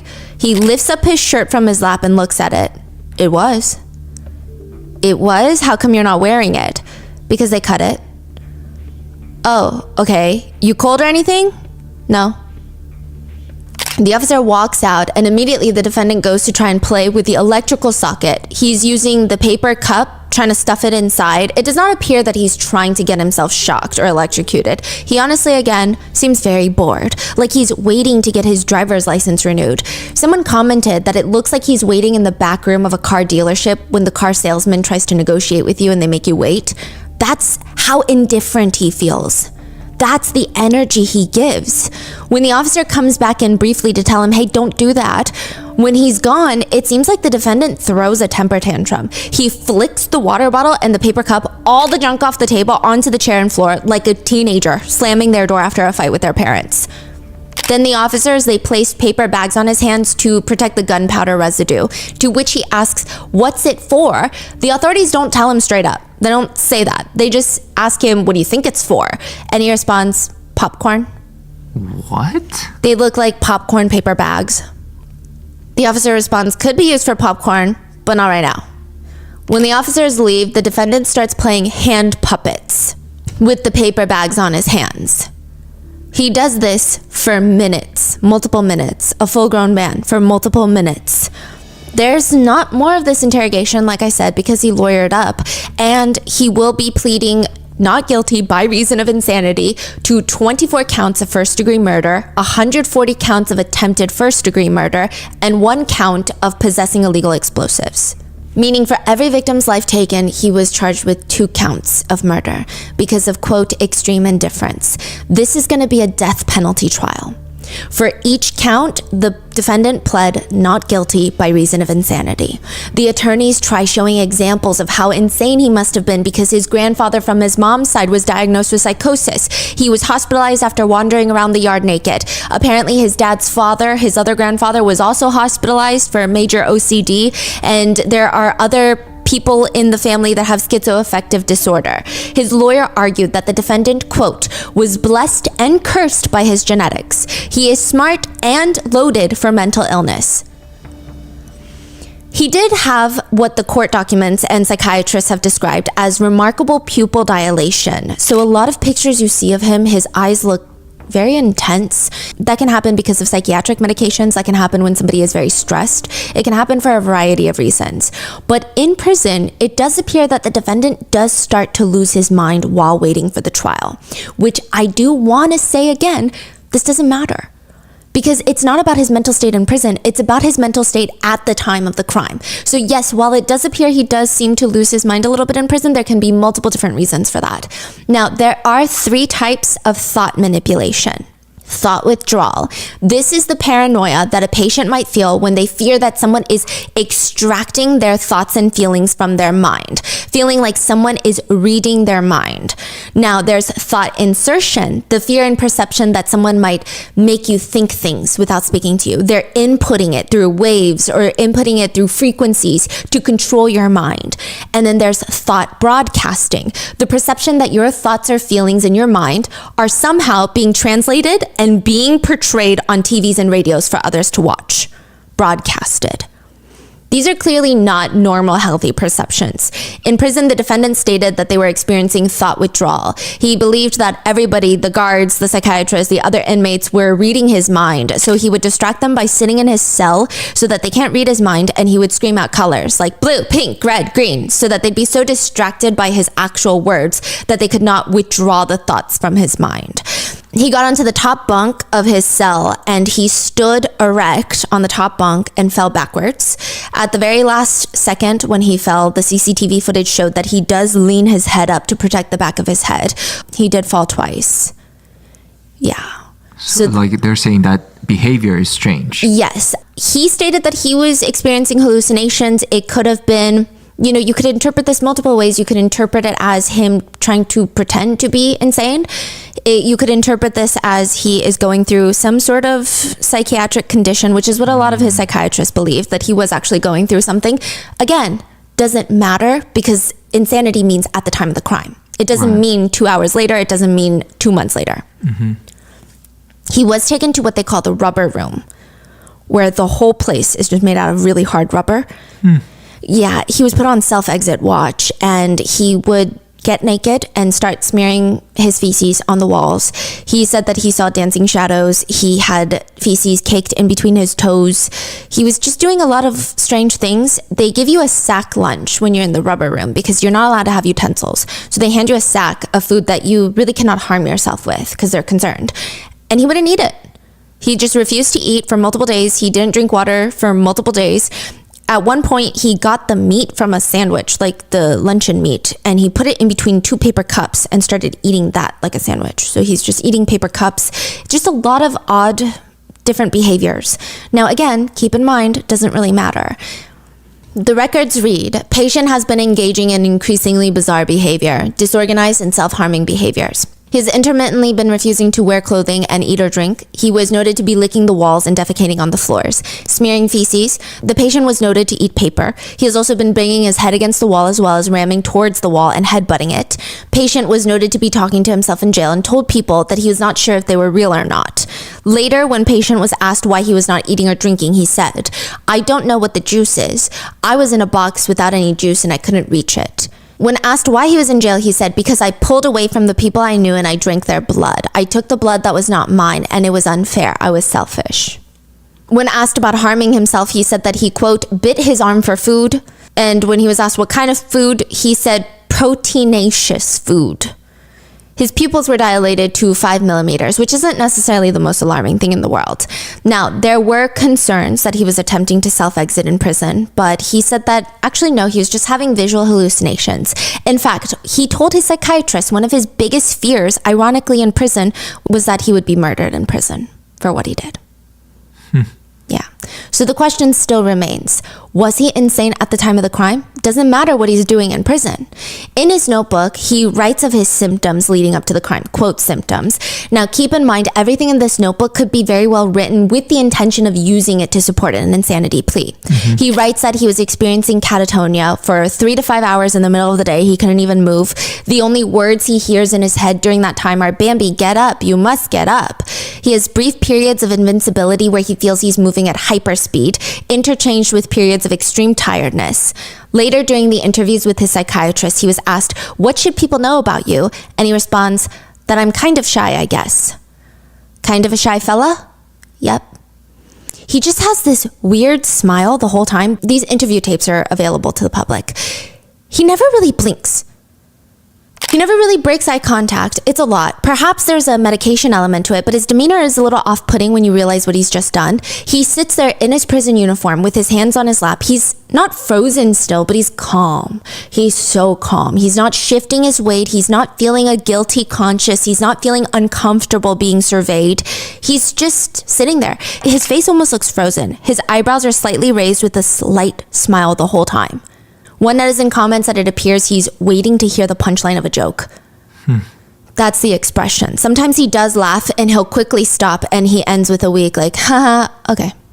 Well, if I killed somebody, then there's a likelihood that I would kill again. From a psychological standpoint, psychiatrists wanted to know, was he always like this? Now, the defendant's teacher, when he was a kid, once called him a Renaissance child, a child protege, very clever at everything, like just mastering everything, sports, grades, everything, but always a little distant. One soccer mom said, I could tell you a lot about every single kid on that team, except for him. He was a lot more aloof. According to his friends, at one point, the defendant was one of the top 5 players at the game World of Warcraft in the world. In the world? Yeah. So one of his former friends said, we were just all pretty nerdy people. So there seems to be 2 groups of people saying either he's very nerdy and kind of quirky, or some people saying, oh, he's very, very odd. Now, the defendant claims ever since he was 10, he struggled with the meaning of life, wanting to find a purpose and something meaningful to do. A lot of netizens, and I agree with this, is he just seems like a normal kid, indicating there doesn't seem to be any sense of psychological issues. But maybe he was just a little bit quirky. Like, that doesn't mean anything. When asked why other people doesn't have similar struggles to him, he said it's because his mind is different. When the defendant was 8 years old, his parents brought him to a psychologist, stating that he was not being nice to his younger sister, but the psychologist thought it was just very normal stuff. Like, very normal family stuff. He was sent home and they followed through with the psychologist's directions. He ended up fine. He had a little bit of a distrust towards authority figures, but nothing rare to see in an 8-year-old. But as a kid, the defendant claims that he had a few small things that he did, like only chewing with the left side of his teeth. He said that he felt the need to preserve the right side of his teeth, as well as his face. And every time he passed a mirror, he would check his hair about 10 plus times a day. He also writes about a frustration he had, and he says, quote, inability to communicate what I want to say, though I can understand it. Typically, I have an image in my mind, but I can't say images or draw them.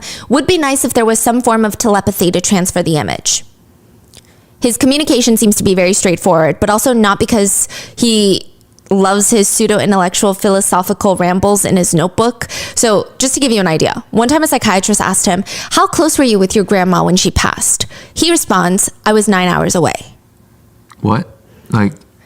Yeah, so the psychologist is clearly asking, like, how close were you emotionally to your grandma when she passed? But he says in distance. Like, this is not him trying to be clever. We don't know. I mean, the psychiatrist... So, I guess either he's trying to be like a little smarty pants, or he's genuinely just do not think about human connection, maybe? I don't know. Yeah, some people believe that he doesn't think of human connection because he has such a strong sense of superiority. Almost all of his responses point back to he thinks very highly of himself and not much of everybody else, because my mind is different, because I was pondering the meaning of life at 10 years old. Right. He very much believes that I think that a lot of the experiences that most humans have are unique to him. Got it. Yeah. Well, I do want to preface that the psychiatrists don't think that he was insane during the time of the crime. And the only reason that we're bringing up all these things is not to say that he was. I don't think he was. Nobody thinks he was. The professionals that personally evaluated him don't think he was. A lot of netizens think it's good to know, to see if there were any warning signs. Like him telling Dr. Fenton was clearly a sign that could have been prevented. Yeah. Now, he starts getting into massive multiplayer online role-playing games, which is, again, normal. But he played so often that people said that he became a little bit antisocial. Not a diagnosis. That's a very casual term that they're using. He just liked to play games, okay? He liked to escape from reality. He would sometimes space out. He had this look so often that people said he appeared sleepy most of the time. He would read books in his closet. Again, nothing too alarming. The defendant would state in one notebook that he liked to zone out when, quote, in a boring situation when someone is giving a presentation or otherwise rambling about frivolous information. So again, that's superiority. Now, there are some red flags though. When he was younger, his parents moved their family home. So they had to move cities. He had to start all over again with the same school and like different friends. And he said that he cut a piece of cardboard off a moving box, like one of those cardboard boxes. He cut it off and he sawed at his arms. There were no real injuries from it, but it is kind of alarming behavior. He did say around 10 years old, he started having these intrusive thoughts that a nuclear bomb would wipe out everybody. Just visions of nuclear bombs killing everybody, detonating. He said these thoughts would come on a monthly basis. Sometimes they came more when he was stressed. Interestingly, psychiatrists have noticed that's a pretty extreme sense of superiority, grandiose thinking as a 10-year-old. It's almost he believes he can do something to wipe out humanity, is how they interpreted his thoughts. That evolved into a saw decapitating anonymous people's heads. He said that he would see random people, so these are not people he claimed he knew in his personal life, and there would be this imaginary saw, like this vision in his head. The saw moved on its own. It was not connected to a hand. The saw did not represent him, he stated, but it would just decapitate people's heads. He said he saw shadows dancing in the corner of his eyes, which some people feel are hallucinations, I don't know. And he also oddly refers to all of his memories almost like internal videos. Like to him, it's like an internal video, is what the psychiatrist said. Yeah. But it does seem like he has a God complex. In his notebook, there's a page just covered with the question why. He's written like 100 times, just why. And when asked by a psychiatrist, the defendant just responds, why should I live? Why does anybody need to live? You can essentially ask why to any question. He said, if I could get to kill everybody in the world, that would put an end to the question of why people needed to be alive in the first place. That was the question I wanted to answer ever since I was a kid. I was at rock bottom. Things couldn't get any worse. When the defendant is asked about how he felt afterwards, after accomplishing his mission, he reported feeling empty in mood, just lack of feelings and thoughts. He does try to fake having any semblance of humanity by saying he's really sad that he watched the news and discovered that he killed a 6-year-old girl. He goes on to say that he specifically went to a midnight movie to avoid killing children because children deserve to live more than adults. But he also says he does stand by the fact that his human capital increased because of the murders. So I think he's just an evil, vile person. In addition, he states that he feels sad he took someone's choice away on whether or not they wanted to live because he would want that choice for himself. But then at the same time, he believes his human capital increased. I mean, all of it is done very unconvincingly. The notes read, express very little anxiety, conflict, or regret regarding the crime. That's his psychiatrist note on him in prison. Now, just like the Wade Wilson case, I'm so confused because women are sending letters to the defendant. No way. Not just letters, but sexual photos of them showing their cleavage in skimpy clothes, kneeling on the ground. I think within the first few months, he received $4,000 in his commissary account. Yeah, he put them all those sexy photos up on the board in his prison wall, along with the infinity symbol with the circle around it. When asked later why he thought these random women were sending him these letters, he said he thought it was because they found his adultfinder.com, match.com profile. The trial would start April of 2015, nearly 3 years after the crime, and the jury selection would take 3 months, which is really long. It's not record-setting. Richard Ramirez, the Night Stalker, his was 9 months, but the trial was the largest jury summons in U.S. history, meaning they had to call more people to see if they could be a juror, because the state, the community, the people were still recovering and healing from Columbine, which is Columbine High School is a 34-minute drive from the Century 16 movie theater. Whoa. Both are just on the outskirts of Denver, and to get people who are not biased after Columbine would be really hard. Not that anybody cared to clear all bias. There were 24 jurors, 12 official and 12 alternates. At least 2 of them had ties to Columbine. It was just impossible to find someone without ties.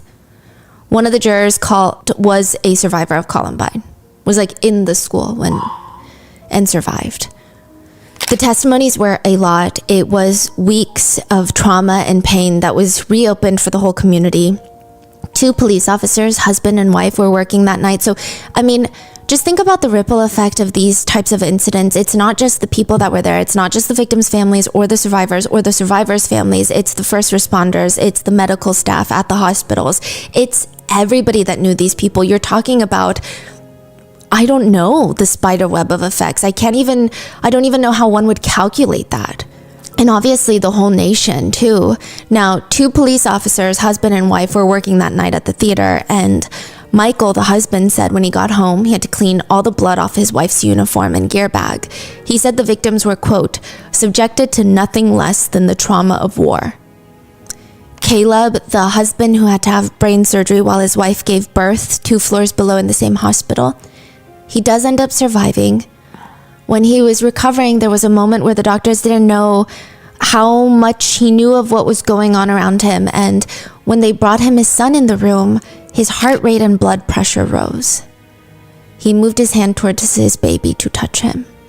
He would appear in court in a wheelchair. He lost an eye. He cannot speak. He cannot walk. His dreams were of being a comic, a stand-up comic, and now he can't communicate as well as he used to. He could only testify in court by tapping out letters on a big white alphabet board balanced on the witness stand. The whole time, the defendant shows no emotions. He is so passive, in fact, that people questioned whether or not he was being drugged. He just had no reaction the entire time. In the end, one of the defendant's reports reads, by a psychiatrist, "There is no question that the defendant at the time of the commission of the alleged act was capable of distinguishing from right or wrong." They continue, "It is in my professional opinion that the defendant was not so diseased or defective in mind at the time of the commission of the acts as to be incapable of distinguishing right from wrong with respect to those acts. He knew his crime was highly illegal. He planned and practiced to avoid detection. He planned, considered, and implemented methods of distraction and escape. He carefully chose a method of killing that he reasonably believed would result in the maximum number of deaths. He carried out the crime deliberately and methodically. He said he knew that his victims would suffer and would not want this. He never alleged that his arrest was unjustified or that his acts were somehow acceptable." During the trial, when the photos of the victims' injuries are shown, the defendant looks up at each and every single one of them with no indication of remorse. The jury saw a 45-minute police video of the crime scene. Media in the courtroom reported what they saw. The video was never made public, nor should it be, but media in the courtroom reported. It is so graphic. There are bodies sprawled across the floor, aisle after aisle. Some bodies are contorted while other bodies appear to be in positions of trying to hide. Some are in fetal positions. There's still soda cups in cup holders, popcorn scattered everywhere, bullet casings littered all around the floor. The combination of something so innocent like a movie theater with all the blood, all the leftover belongings, cell phones that were ringing. Officers said the abandoned cell phones rang inside the theater for hours after the crime. It was just so grim. Ultimately, the jury found the defendant guilty on all 165 charges against him. The 27-year-old defendant was found guilty of first-degree murder, including extreme indifference.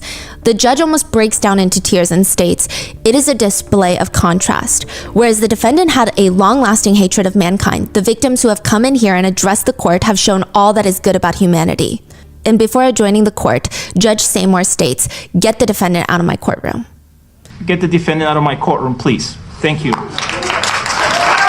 Ultimately, he would be sentenced to 12 consecutive life sentences without the possibility of parole, plus an additional 3,318 years for attempted murder and explosive charges. The jury spared him the death penalty. There was one juror who did not want the death sentence, and it had to be unanimous. 6 months later, the theater remodeled and was reopened. A lot of survivors and victims' families went, and they said it was a way to take back the control and not let the tragedy define them. Many first responders also attended. Honestly, I think they're so brave for going back. I can't imagine, nor do I think I would even have the strength to walk back through those doors. So these are very incredibly resilient people. Many of the survivors are clearly still suffering. I mean, I would say all. Many are dealing with severe PTSD, anxiety, depression, permanent physical injuries, paralysis, loss of control over bodily functions, amputations, chronic pain. Many still have pieces of bullets in them because it would be more dangerous to take them out. And it's likely that all of them deal with some level of guilt. Not that they should, but the brain just works in those ways. One survivor said, "I still wonder every day how I got out of there and how I'm a survivor and they're not. I think about them and I think about all the people that lost their lives every single day." 12 people would be killed from the events of July 20th. The last words Gordon Cowden was able to say to his 2 teenage daughters when they were separated in the theater in the chaos was, "I love you." He would be found dead. He was a father of 4, and his kids were his whole life. His son would say, "My dad taught me what it meant to be a man." He was a father first and last in all ways. That was all there was. We were trying to figure out what to say for his eulogy and such, but really, it was just, he had us 4 kids, and that was just the life he lived. That was all he was all about. His kids were his whole life. John Larimer was at the theater with his girlfriend, Julia. Julia would later say, "John's first instinct was to grab my head and cover me and tell me to get down. He was kind of guiding me where to go, and he looked up for a split second to kind of see what was going on, and I thought, I think that's when he got shot. He was holding on to me tight, and I could feel he relaxed. I think that's when he died." Julia survived but lost about 40% of her hearing and has severe PTSD. Even the scent of popcorn can trigger really terrifying memories, but she says she will never forget the love of her life that saved her in more ways than one. She said, he was 1 in a billion to me and a lot of people, and I hope that his heroism and his bravery can be honored forever and remembered forever. Which, by the way, his bravery extends beyond that night. He was also serving our country in the Navy. He said that he just wanted to protect our country and save others from danger and harm. John was 27. Alexander Sully was turning 27 that night. His parents searched for him for 14 hours and they pleaded with the press, showing a picture of their son. Tell me where he is, because all the hospitals nobody had answers. He kept screaming, tell me where he is, someone call us. And they would not receive that word until hours later that their son had passed. Tom, Sully's dad, just remembered seeing him on the cold steel gurney in the morgue, and he leaned down and he whispered, Mom was worried. We'll see you again. And the place Sully's parents feel the closest to him is at the movie theater. They still feel a burning need for change and gun reform. Alex's dad, Sully's dad, who had never any dreams to become a politician, he was working at the post office, was elected into the Colorado State House in 2018. Yeah, and he wore Alex's leather jacket every day as a reminder of who he is and why he's here. He is a Colorado State Senator. 18-year-old AJ was there with his 19-year-old fiancé, La. She said, when AJ and I realized something very bad was happening, we stood up. He grabbed my hand. We were getting ready to leave. He turned around, looked at me in the most shocked way, and then hit the ground. She said, my world, my whole identity was shook. AJ was an award-winning ceramic artist who was on his way to go to college, and his dreams weren't even to fill a museum. He just wanted to open up his own studio and be an art teacher. AJ's mom told the court, I am now a single mother of 1 child. I have lost half of what I was put on this earth to do. My life is basically half of what it was. Jesse Childress was 29 when he threw himself over his co-worker in the Air Force. She was his junior, and she had only been in the Air Force Base for a month. Jesse was tasked with showing her the ropes. It would be said about Jesse, he was a very hard worker. There was never a job he left undone. He was very patient. He showed me everything, answered every single question I had when I got there. Since I was the new person, I needed to be shown around, and he did all of this while still getting his job done. Outside of that, he was just the nicest guy. 24-year-old Alex Teves would dive in front of his girlfriend when the gunshots went off. He was shot in the head. His wounds were so horrific that his parents were advised against seeing their son's body one last time. He had a master's degree in counseling psychology. 24-year-old Jessica Gwawi had been brought to the Children's Hospital in Colorado. She had severe injuries to her lower chest and abdomen. They worked to resuscitate her for over an hour, but she did not survive. She had gone to the movies with one of her best childhood friends, Brent Lowak, who was visiting town, and they had known each other since they were little, and he probably knew of Jessica's eating habits. Jessica's family would joke, if there was something on your plate you did not want Jessica to eat, you better put hot sauce on it. She was such a foodie. She was a sports journalist. And Jessica and Brent were sitting in the 12th row, munching on popcorn, when Jessica's mom had texted her.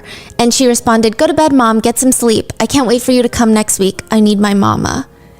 Her mom sent one last text message before going to bed, and it read, I need my baby girl. The lights dimmed, the movie started. Jessica was shot 6 times. Brent was shot. He managed to crawl out while escaping. He called Jessica's mom, and she could hear screaming in the background, and he told her, quote, there's been a shooting. It's random. I've been shot twice. I think Jesse's been shot twice too. Jessica's mom remembers telling him, please just tell me she's not dead. And he just said, I'm sorry, I tried. When officers went into the theater, they're pulling victims to the emergency exit and loading them into the squad cars. She was laying in the back seat when the officer booked it to the emergency room, but she was pronounced dead. Jessica's mom would say, the last 3 or 4 days, I hadn't been able to sleep because I kept thinking of my baby on that theater floor all by herself, that dirty theater floor, being outlined in chalk all alone. But knowing that someone held her as she died, it means everything. I couldn't be there to hold her, but somebody was. Jessica's friend Brent is a medical technician and firefighter. He had been shot as well, but he was one of the last to leave the scene. He was helping the injured with medical triage. He suffers from permanent nerve damage. And the sickest part of all of this is that this wasn't even Jessica's first mass tragedy. She was in a food court in Toronto when someone opened fire. Well, she was in the mall. In total, 6 people were shot, 2 people died. And she wrote about it. She wrote, "I was in the Eaton Centre in Toronto just seconds before someone opened fire in the food court." She was actually at the food court to eat sushi. That's why she came to the mall, was to eat sushi in the food court. But for whatever reason, she changed her mind last minute and was like, you know what, I'd rather get burgers and poutine. So she left the food court. Moments later, someone opened fire right at that position. She writes in her blog, "Who would go to a mall full of thousands of innocent people and open fire? Is this really the world we live in? I was shown how fragile life was on Saturday. I saw the terror on bystanders' faces. I saw the victims of a senseless crime. I saw lives change. I was reminded that we don't know when or where our time on earth will end, when or where we will breathe our last breath. I say all the time that every moment we have to live is a blessing. My mind keeps replaying what I saw over and over in my head. I wish I could shake this odd feeling from my chest, the feeling that's reminding me how blessed I am." Jessica's mom tried to comfort her after that experience, and she told her, "At least you've seen the worst in humanity and you'll never see it again." 6 weeks later, she was killed in Aurora. Sandy, Jessica's mom, now travels the country to build support networks for loved ones of gun violence victims. She built a relationship with the parents of Trayvon Martin, as well as parents of children who died in Sandy Hook. She is a victims advocate for the Brady campaign to prevent gun violence. Rebecca Wingo had dreams of being a social worker. Very smart, very accomplished person. She was fluent in Mandarin and working for the US Air Force as a translator. She wanted to help teens transition out of the foster care system. And the way that people describe Rebecca was, she's a catalyst. She's a person that walks into the room and things happen. She is effective. She gets things done. She has this gravity to her. Everybody gets pulled in her direction. People love her. They said if she put her mind to something, she was going to get it done. What an example she set for her daughters. She was able to connect with people and even animals almost instantly. Friends called her the animal whisperer. They said, our cat Kiki was a feral cat just running around Hawaii. She just calls to the cat and brings the cat home, and they still have the cat to this day. Rebecca is survived by her 2 beautiful daughters and their father, as well as her parents and siblings. Jonathan Blanc was at the theater with his girlfriend Jansen. He had served in the Navy and he was taking EMT classes. He heroically shielded his girlfriend's body from the bullets and tragically passed away. He is survived by 2 beautiful children. Michaela Medic was 23 years old when she and her friends arrived at the theater. She wrote on Facebook before her passing, "I'm a simple, independent girl who's trying to get their life together while still having fun." She was saving up for her bucket list trip of going to India. It said that when her father found out, he was absolutely hysterical, quote, just sobbing, "I want to get my baby home. I need to bring my baby home. I need to bring my baby home." She was known for loving Hello Kitty, and many of her friends got tattoos of Hello Kitty in memory. 27-year-old Matt McQuinn was at the theater with his girlfriend and her older brother. Matt shielded both of them during the gunfire and was shot 3 times. He died protecting them. Everyone that knew Matt said, "You need a Matt in your life. Someone who always keeps the morale up." He was always doing small things to brighten friends and coworkers' days. And the 12th victim, Veronica Moser Sullivan, stood at 4 feet 4 inches, 50 pounds. She was 6 years old. She would be the youngest. She was at the movies with her family, including her mom, Ashley. And Ashley had just found out hours before this movie that she was going to have a little sibling. Ashley was pregnant, and she would lose both Veronica and her unborn baby in the tragedy. Ashley herself would lose the ability to utilize her arms and legs. She is paralyzed and unable to walk. She suffers from anxiety and depression that is so severe that oftentimes she cannot even leave the house. Eugene and Kristen, they were in the second row, do you remember? And when the nightmare started, they were engaged. Eugene had shielded Kristen but got shot in the hip and the knee. Both of them ended up surviving, and so did their 3 friends. And on the 1-year mark of the attack, exactly a year later, they decided to get married, just 3 miles from the theater.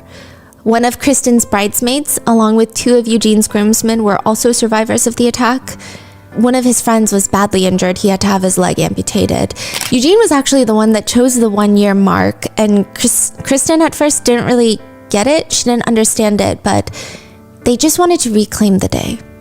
They wanted it to be about something good and not have this one day every single year that is just another tragic reliving through.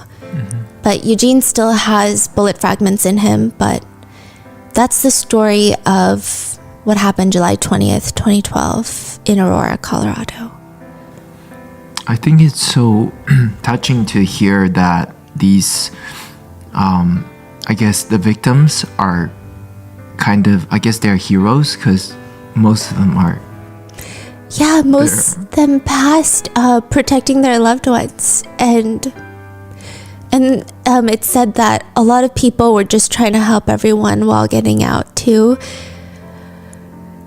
Yeah, and I think even the community, how they rallied around them is, yeah. What are your thoughts? I just wanted to talk about it because recently I was talking to a few younger people and they didn't really know what happened, and it just, yeah. What are your thoughts on the case? Leave it in the comments and I will see you in the next one. Please be safe.